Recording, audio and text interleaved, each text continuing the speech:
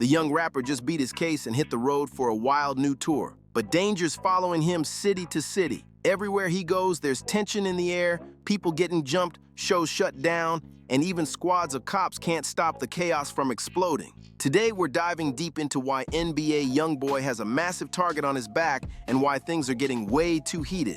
Everyone already knew YoungBoy was one of the biggest names in rap, but for years, he was either locked up or stuck inside under house arrest, unable to perform for fans. Now that he's finally free, the rap world's shaking up big time. As soon as YoungBoy announced his tour, his team had to keep adding extra dates because tickets were flying off the shelves like crazy. Fans were hyped to see him perform again, but not everyone's cheering him on. Behind all the excitement, there's serious tension building.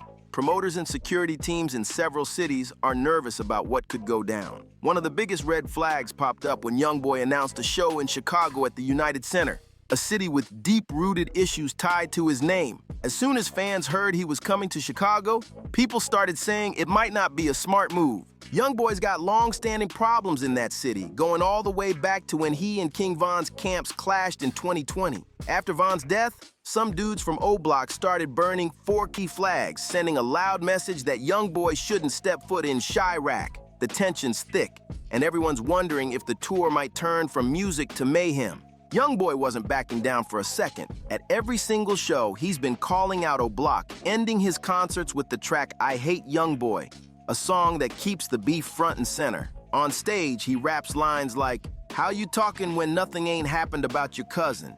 And Quando got no filter and he say they ain't gonna mess with him. He throws in bars like, "Clean up on ILO," and "My bro gon' let that stick blow." Every word hits like a warning shot, and fans go wild when that beat drops. But when it came time for him to perform in Chicago, things went left fast. YoungBoy wanted to show up and prove he wasn't scared, but the United Center stepped in and shut it down. It was a guy from Mississippi, he yelled out, "OTF." YoungBoy said, "You OTF?" YoungBoy told him, "Get with that. Find a cell." They said they went to the cell, YoungBoy hit him with a 2-piece, dropped him. According to Street Talk, they told his team he could still perform if he left I Hate YoungBoy off the set list, but he refused to change a single thing. That was it. Show canceled. The United Center would have been packed out, but instead, the plug got pulled just like that. Word started spreading that some young guys from O Block were planning to pull up and cause trouble if YoungBoy actually showed, and that's not all. When he performed in New Jersey, things got heated again. A Lil Durk fan showed up at the concert yelling "Free Durk," and that's when chaos broke out. Allegedly, a few of OG3's guys were right behind the Durk fan, and one of them swung first, hitting him in the head. Another dude jumped in too, and it turned into a full-blown fight. The wild part? The Durk fan claimed someone from YoungBoy's crew gave him a wristband to go backstage. But once he got back there, even more people jumped him again. YoungBoy hasn't dropped any new diss tracks aimed at Durk in a while, but word on the street is that the tension's still real. Even while he was locked up, he was allegedly clashing with OTF supporters, proving this feud's nowhere near over. According to Birdman's brother, Terrence Gangster Williams, YoungBoy actually knocked a dude out in prison who was repping OTF. That story spread fast, adding even more fuel to the long-running tension between both sides. Just a couple weeks after his Chicago show got canceled, YoungBoy's tour hit another wall. This time in Detroit. He had completely sold out the Little Caesars Arena. Fans were ready to pack the place out. But right before showtime, everything came crashing down. The arena suddenly announced that the concert was canceled, offering no real reason why. Fans were left confused and angry, while rumors started swirling that behind-the-scenes pressure might have forced the move. But that wasn't YoungBoy's first time having drama linked to Detroit. Back in 2020, a Detroit rapper ran into YoungBoy's brother, OG3, at a mall in Houston, and whatever went down between them didn't end quietly. After the encounter, Sada Baby posted a video calling out the whole NBA crew, throwing shade left and right. Sada Baby's also tight with Fredo Bang and some of YoungBoy's rivals in Baton Rouge, and people started saying he only turned on YoungBoy because of that connection. Soon after, rumors spread that a dude from FG named Baba allegedly caught Sada Baby slipping at a studio in Atlanta and robbed him. Not long after, YoungBoy dropped Carter's Son, where he rapped, "I can't say I'm rocking with all this involvement. These dudes ain't right and they ballin'. I don't care. I'll call up Osama, my Baba. Like, load up and come handle that." Fans instantly connected the lyrics to the situation with Baba and Sada Baby. Later on, Baba allegedly got locked up on an attempted hit case, and YoungBoy even gave him another shout-out on I Hate YoungBoy, spitting, "Ain't got no mind, tell him free Baba, that's my evil twin, young and bouncing on his toes when he creeping in." Those bars made headlines. Fans couldn't stop talking about how deep YoungBoy's loyalty ran. Then in 2022, a wild video surfaced showing OG pouring lean into YoungBoy's mouth, and once again, Sada Baby jumped online to throw shots at him. But this time, YoungBoy didn't even respond. He kept quiet, letting the moment fade out on its own. Niggas quit playing with me around this big. We ain't nowhere near Detroit. We down here in they shit, and niggas hoes. Fuck is you talking about? And I'm on Tay-Tay phone because my phone dead. Fuck is you talking about? NBA niggas ain't on shit down to this bitch, nigga. Fuck niggas talking about? Nigga, I'm from Detroit. I ain't moved down to this bitch, nigga. Caught your big homie lacking in the mall. He trying to speak to niggas. What's up with all that big stepper shit, Slam? Fuck is you talking about? Soft ass niggas. It seemed like the beef finally cooled down for a bit, but Detroit still wasn't having it. The plug got pulled on his concert again, proving that everywhere YoungBoy goes, the controversy follows. Just a couple weeks later, YoungBoy took over Atlanta with a sold-out show at the State Farm Arena. The place was packed wall to wall. Fans were screaming every lyric, energy through the roof, and it looked like nothing could stop the wave. He was even scheduled to perform another show in the city just a few days later, but then out of nowhere, that one got canceled too.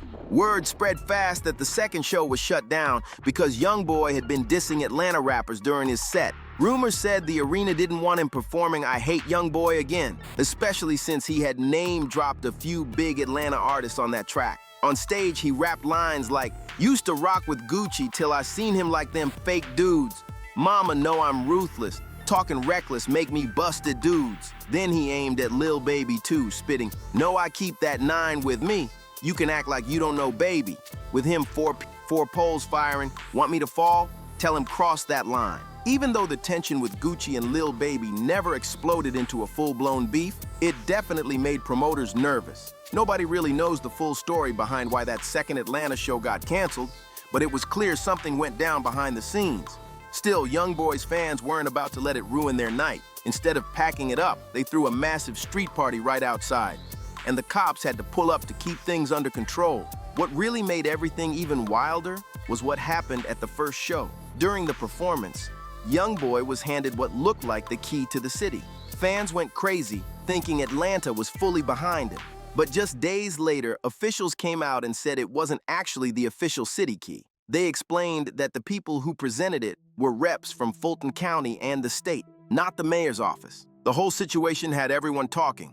One minute it looked like Atlanta was showing love, the next it seemed like they were pulling back hard. Nothing about this tour has been normal, and every stop seems to bring a brand new twist. Turns out the people who handed YoungBoy the key to the city didn't actually have the authority to do it. The real city officials later clarified that the last rapper who officially received the key to Atlanta was Ludacris, way back in 2004, for his charity work. So yeah, that moment on stage might have looked big, but it wasn't official at all. Still, word on the street says the real reason YoungBoy's second Atlanta show got canceled wasn't about politics or disses. It was because his crew allegedly got into it with security. Rumors claim that things popped off near the VIP entrance when his team clashed with the arena staff, and before long, punches started flying. But so far, there's been no real proof that the fight even happened, just whispers from behind the scenes. But compared to what's going down in Louisiana, the drama in Chicago and Atlanta looks small time. Down there, the beef runs deep and deadly serious. That's exactly why New Orleans rolled out heavy police presence when YoungBoy brought his show to the city.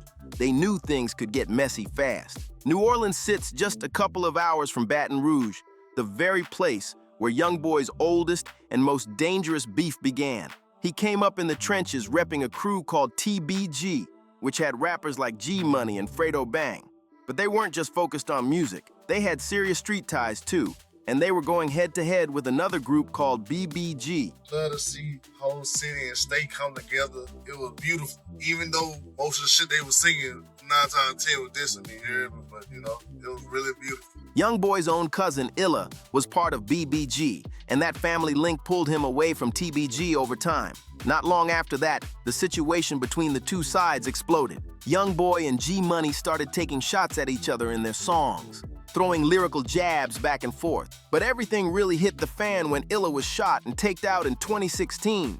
Word spread that a crew called Forever Loyalty, who were cool with TBG, were the ones behind it. That loss lit a fire under YoungBoy and his people. Reports say they slid on their rivals and opened fire, but the other side shot back, and one of YoungBoy's close guys, NBA Joe, got hit in the neck. After that, things got even worse. YoungBoy ended up getting booked on attempted hit charges, all while TBG kept dropping disses about him. But when he finally got released, he wasted no time firing back. He came home and dropped a track called Right on Them, where he let the whole world know the feud wasn't over. The message was loud and clear.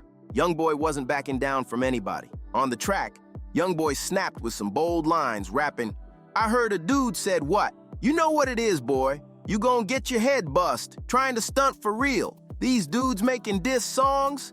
Come on now, boy. Be real. AI YoungBoy, be the reason your partner got hit. I speak this, I live this, we do this for real." Every word hit heavy, and fans knew exactly who he was talking about. G-Money didn't back off either.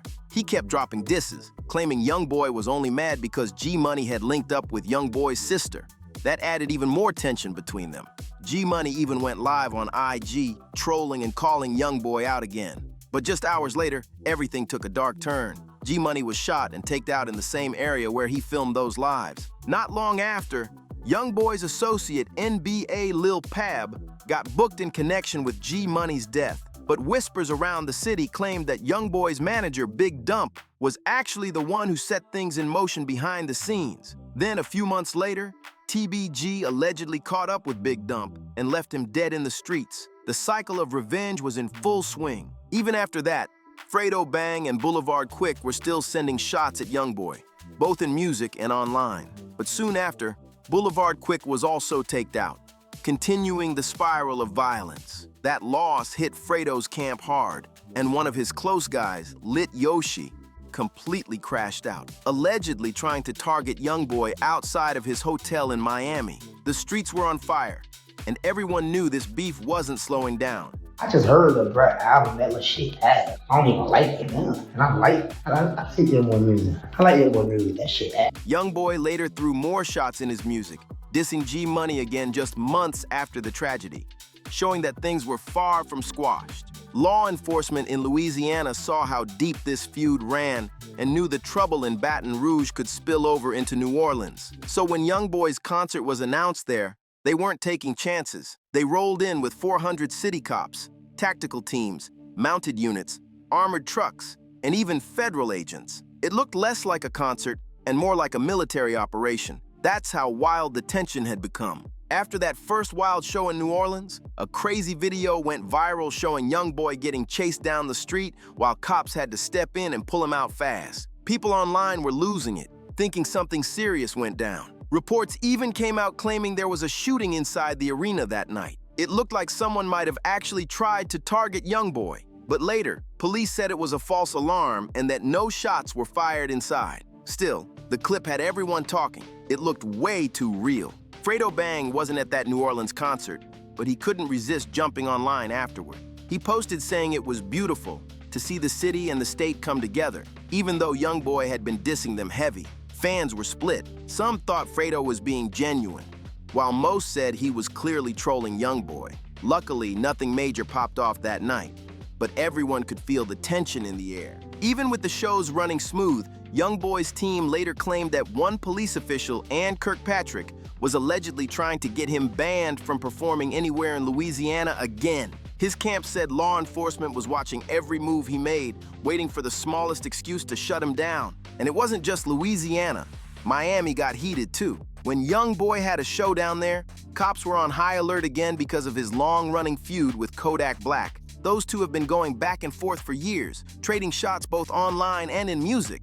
But things flared up again in mid-2025 when Yak started trashing YoungBoy's new album, calling it weak and stirring up all kinds of drama. Then it got even messier. Rumors started flying that YoungBoy had linked up with Yak's ex, Mellow Rax, And that's what really set Kodak off. By the time YoungBoy touched down in Miami, Kodak made a flashy entrance of his own, literally flying in by helicopter. A crowd of Yak's fans showed up outside YoungBoy's concert, blasting music, waving signs, and chanting, "Team Kodak!" The energy was wild, and everyone was just waiting to see if the two rappers would cross paths that night. Thankfully, they never ran into each other, but it's clear there's still bad blood between them. YoungBoy's been dropping some of the boldest, rawest tracks in the game, especially during his time on house arrest. And now that he's finally free, the tension's only rising.